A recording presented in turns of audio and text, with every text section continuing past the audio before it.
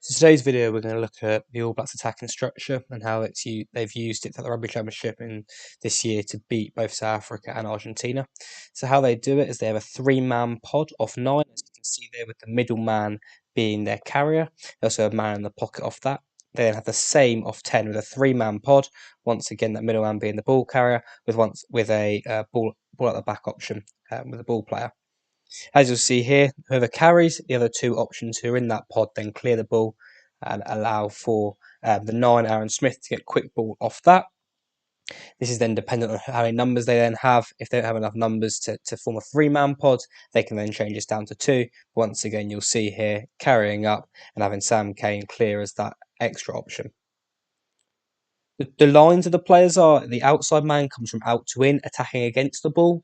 While there's an inside ball option from Sam Cane and the outside the ball option there to Barrett, and they play then off a two-man pod off the 10 to get on the outside.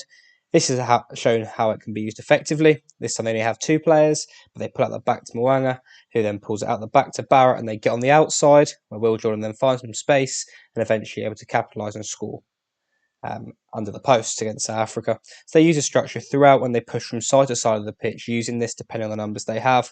Once again, here is another option where they show it against Argentina. Depending on the numbers, once again, they will either pick 2 or 3 players to play an attack. So in this option here, they're able to have a 3-man pod off the 9, but only a 2-man pod off the 10. The ball is the best option there, decided by Sam Cane to carry rather than to go at the back. When looking at All Blacks' structure in phase play, they also look to use the bounce option regularly.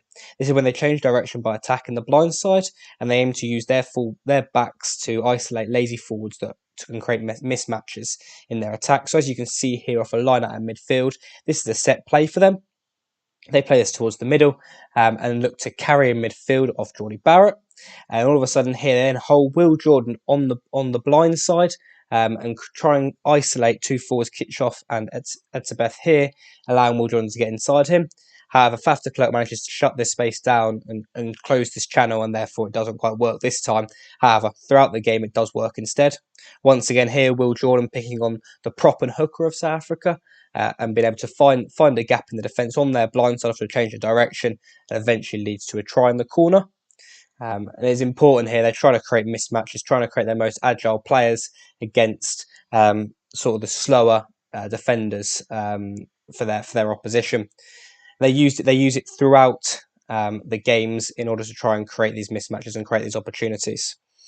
Once again here, you've got to have this three-man pod off 10. This time with a little outside the ball option. You can see all the Argentinian defence on this blind side are focused in towards the breakdown. This then means that the blindside attack then make sure they reload and get some depth, and they're able to get it out to the winger. This time not creating too much of an opportunity, but creating enough. And once again, this then shows how the 3-man pod works off 9.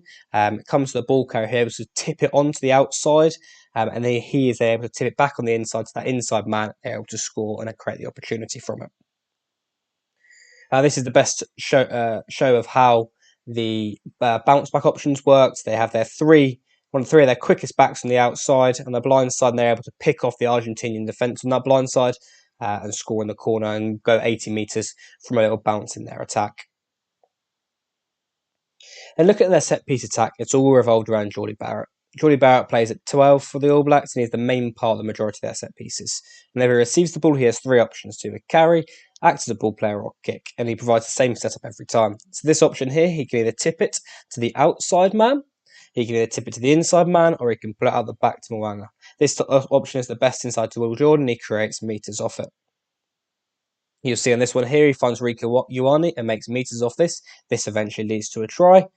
And this next option here, off a line out, he decides to carry himself and make meters. So he's a dual threat in that 12 channel, whether the ball is directly passed to him from the 9 or whether the 10 is involved as well, whether that's Mackenzie or Mwanga.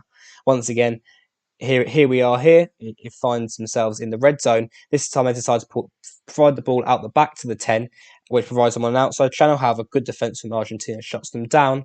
However, once they do this again later in the game, and this time they provide it out the back to the 10 again, Mackenzie, who finds a hole, and they manage to score in the corner, showing how the dual threat of Geordie Barrett at 12 and off their set piece.